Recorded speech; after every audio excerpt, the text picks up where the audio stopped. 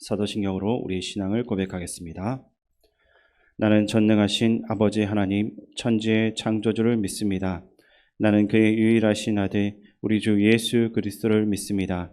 그는 성령으로 잉태되어 동정녀 마리아에게서 나시고 본디오 빌라도에게 고난을 받아 십자가에 못 박혀 죽으시고 장사된 지 사흘 만에 죽은 자 가운데서 다시 살아나셨으며 하늘에 오르시어 전능하신 아버지 하나님 우편에 앉아 계시다가 거기로부터 살아있는 저와 죽은 자를 심판하러 오십니다.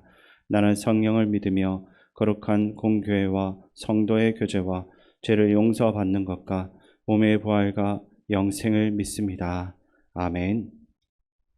하나님께서 오늘 우리에게 주시는 말씀은 사도행전 28장입니다. 신약성경 236쪽입니다. 사도행전 28장을 교독하겠습니다. 우리가 구조된 후에 안즉 그 섬은 멜리데라 하더라. 비가 오고 날이 참해 원주민들이 우리에게 특별한 동정을 하여 불을 피워 우리를 다 영접하더라. 바울이 나무 한 묶음을 거두어 불에 넣으니 뜨거움으로 말미암아 독사가 나와 그 손을 물고 있는지라.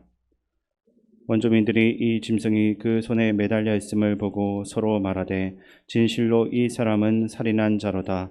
바다에서는 구조를 받았으나 공의가 그를 살지 못하게 함이로다 하더니 바울이 그 짐승을 불에 떨어버리매 조금도 상함이 없더라.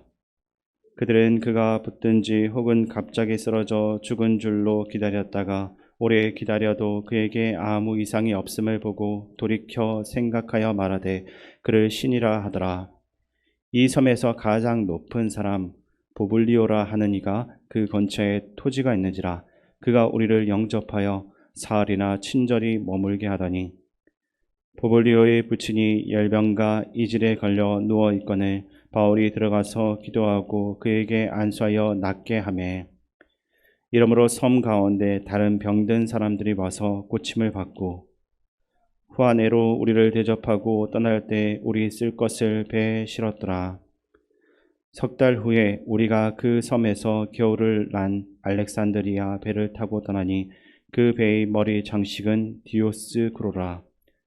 수라구사에 대고 사흘을 있다가 거기서 둘러가서 레기온에 이르러 하루를 지낸 후 남풍이 일어나므로 이튿날 보디올에 이르러 거기서 형제들을 만나 그들의 청함을 받아 이레를 함께 머무니라.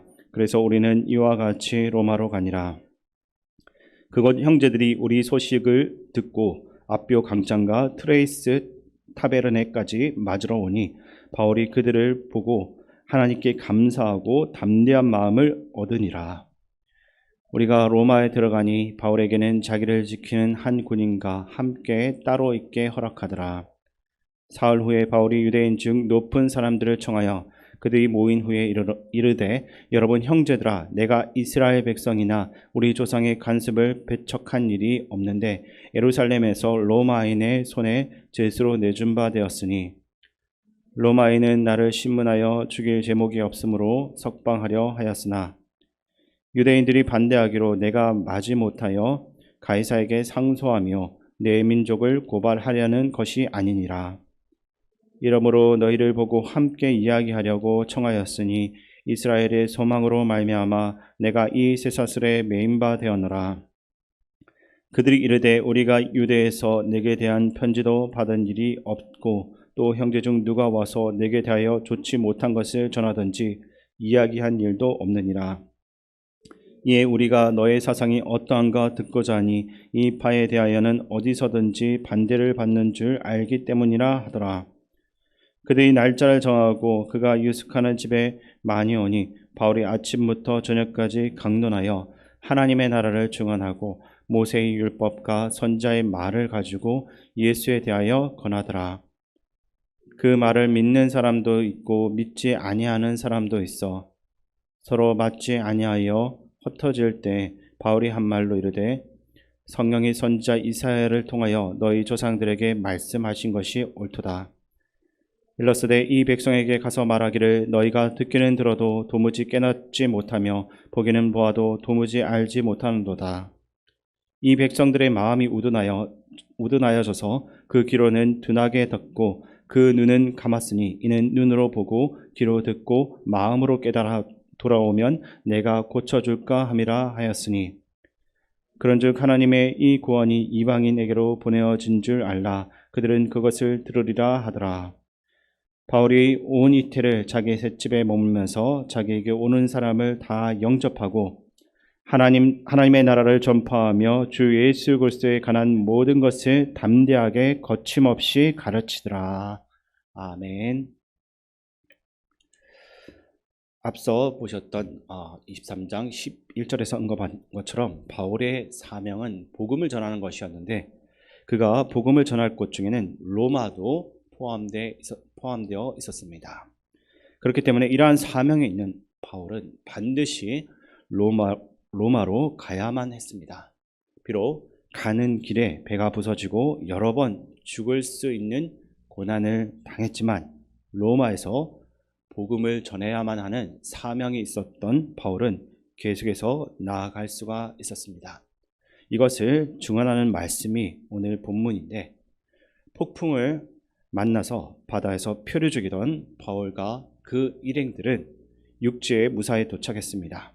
어딘지도 모르고 발을 내디딘 그곳은 멜리데라는 섬이었습니다. 이들이 멜리데 섬에 도착했을 때는 겨울이었고 비까지 와가지고 날씨는 매우 추웠을 것입니다. 원주민들은 이들을 위해 불을 피우며 환영을 해 주었는데 바울이 나뭇가지를 모아 불에 넣었을 때 그 속에서 독사가 나와 그의 손을 물게 됩니다. 사실 지금도 배를 타고 바다로 나가 목숨을 잃는 경우가 종종 있는데 선박과 관련된 모든 기술이 지금보다도 부족했던 당시에는 더 심했을 것이고 바다에서 목숨을 잃는 경우는 부지기수였을 것입니다. 근데 그 시대의 사람들은 바다에서 폭풍으로 인해 목숨을 잃는 것은 죄에 대한 신의 진노 때문이다라고 믿었습니다. 즉 죄를 지은 자가 심판을 받는 것이다라고 생각을 했습니다. 그러한 상황 속에서 바울과 일행은 폭풍 속에서도 죽지 않고 살아나왔습니다. 그러니까 멜리데 사람들이 그것을 보고 이상하다라고 생각했을 것입니다. 분명 신의 저주를 받은 사람 같은데 죽지 않고 살아 돌아왔으니 무언가 특이한 것이 있다라고 생각한 것입니다. 그러던 차에 바울이 독사에게 물리게 됩니다. 그러니까 멜리데 사람들은 당연한 일이 일어났다라고 생각을 했습니다. 살인자가 어떻게 운이 좋아서 신의 진노를 피해 육지를 밟았지만 정의를 행하는 신의 추격을 결국 받게 되고 죽게 되었다라고 본 것입니다. 그러나 바울은 그들이 예상한 대로 죽지 않았습니다. 이들은 또 한 번 놀라게 됩니다. 폭풍 속에서도 살아서 나오고 독사에 물려도 아무런 증상이 없는 그 바울을 보면서 처음과는 다르게 생각하게 된 것입니다. 심지어 바울을 향해서 신이라고 부르기도 하는데 이것이 사명자의 모습인 것입니다. 하나님의 사람이라고 해서 아무런 풍랑을 만나지도 않고 사고를 당하지 않는 것이 아닙니다. 우리가 사명을 가지고 있다 할지라도 하루하루를 살아갈 때 모든 일이 순탄하고 아무런 풍랑 없이 잔잔한 바다와 같은 곳에서 헤엄치는 모습으로서 살아갈 수는 없다라는 것입니다. 하나님께서 보내신 사명자라 해도 어려움을 만날 수도 있고 죽을 만한 고통을 당할 수도 있는 것입니다. 어쩌면 죽을 수도 있겠다라는 생각하는 그러한 일들을 맞이할 수도 있는 것입니다. 그러나 사명이 있는 한 사명자는 절대로 쓰러지지 않습니다. 내 삶을 통한 하나님의 계획이 있고 하나님의 뜻이 남아있는 한 우리 인생은 쉽게 끝나지 않는 것입니다. 오늘도 이 말씀을 기억하면서 담대하게 살아갈 수 있기를 바랍니다. 어쨌든 그렇게 도착한 멜리데 섬에서 바울 일행은 석 달을 보내게 됩니다. 아마 11월 중순쯤에서 2월까지 섬에 있었던 것으로 보여집니다. 그리고 날씨로 인해 항해가 불가능한 겨울을 그곳에서 보냈는데 출항이 가능한 날이 되었고 그 섬에서 알렉산드리아로 가는 배를 타고 로마를 향해 출항을 하게 됩니다. 본문 11절 말씀을 제가 읽어드리겠습니다. 석 달 후에 우리가 그 섬에서 겨울을 난 알렉산드리아 배를 타고 떠나니 그 배의 머리 장식은 디오스구로라. 아멘. 디오스구로는 쌍둥이 형제라는 뜻입니다. 로마 신화에 나오는 제우스의 두 아들 카스토르와 폴룩을 가리키는 건데 당시 사람들은 이들을 바다와 항해를 주관하는 신으로 숭배를 했습니다. 배의 머리에 디오스구로 장식을 달아 놓은 이유는 배를 지키는 신이 있다라는 의미로 해석할 수가 있습니다. 그러나 누가는 사도행전 27장과 28장에서 하나님의 보호하심으로 배가 무사히 항해를 마칠 수 있었음을 보여줍니다. 바울이 독사에 물렸지만 아무런 해를 입지 않았던 것도 하나님의 놀라운 섭리였습니다. 그럼에도 불구하고 무지한 인간들은 하나님의 은혜를 깨닫지 못하고 자신들을 인도하는 신이 따로 있다라고 생각했던 것입니다. 사도행전의 저자 누가는 오늘 본문에서 이 세상을 다스리고 우리를 주관하시는 진짜 신이 누구인지 한번 생각해 보라고 말합니다. 오늘도 이 땅은 하나님이 통치하십니다. 우리 인생의 항로뿐만 아니라 온 인류의 항로와 모든 만물을 다스리는 분은 하나님입니다. 우리 인생의 뱃머리 장식에는 무엇이 놓여 있습니까? 그 자리에 하나님의 이름이 올라가 있지 않고 재물과 지식, 경력이 올라가 있지는 않습니까? 오늘도 나를 이끄시는 분은 하나님이심을 고백하면서 사명자답게 살아갈 수 있기를 바랍니다. 이어서 14절 이후에는 바울이 로마에 도착하는 이야기가 나옵니다. 바울은 마침내 로마에 도착했는데 로마에 있는 성도들이 바울을 마중 나왔습니다. 여기서 흥미로운 것은 바울을 만나러 온 성도들 중에는 50km 이상의 거리를 여행한 사람들도 있었던 것으로 보여집니다. 바울은 이러한 성도들을 보면서 큰 감동을 받았습니다. 자신이 꿈에 거리던 그 로마에서 자신이 편지를 써 보냈던 교회의 성도들을 만날 수 있었던 것은 바울에게 큰 기쁨이었습니다. 그래서 바울은 성도들을 보고 하나님께 감사하고 담대한 마음을 거기서 얻게 된 것입니다. 이어서 본문 23절 말씀을 함께 읽겠습니다. 그들이 날짜를 정하고 그가 유숙하는 집에 많이 오니 바울이 아침부터 저녁까지 강론하여 하나님의 나라를 증언하고 모세의 율법과 선지자의 말을 가지고 예수에 대하여 권하더라. 아멘. 사도 바울은 로마에서 두 가지를 집중적으로 말했습니다. 첫 번째로 하나님의 나라를 증언했고 두 번째로 모세의 율법과 선지자의 말을 가지고 예수 그리스도에 대해서 알려주었던 것입니다. 이는 유대인들이 성경을 통해서 예수 그리스도를 깨닫도록 하기 위한 것입니다.